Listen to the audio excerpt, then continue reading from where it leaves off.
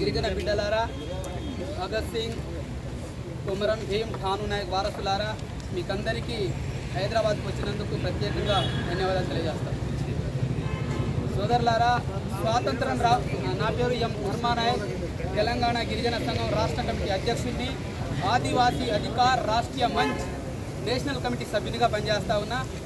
సోదరులారా, ఈరోజు ఇక్కడ వచ్చినటువంటి ఒకే ఒక డిమాండ్తో వచ్చినాం. ఆ డిమాండ్ ఏంటిదంటే ఏజెన్సీలో ఉన్న హక్కులన్నీ కాపాడబడాలి అని చెప్పేసి వచ్చాం.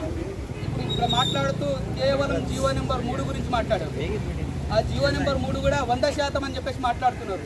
అది కాదు, రాజ్యాంగం చెప్తుంది ఏదో ఉన్నటువంటి అన్ని ఉద్యోగాలు గిరిజనులకే ఇవ్వాలి. అది 100%, 20%, 30%, 1000%, 1,00,000%.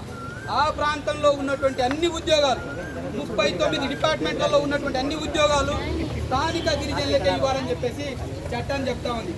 అందులో భాగంగానే జీవో నెంబర్ 3 ఎప్పుడు వచ్చింది? దానికంటే ముందు 275(1) ప్రకారం 75 నుంచి 2000 వరకు అన్ని రకాలుగా ఉద్యోగాలు ఇచ్చారు. అనేక డిపార్ట్మెంట్లు, ఫారెస్ట్ డిపార్ట్మెంటు, పోలీస్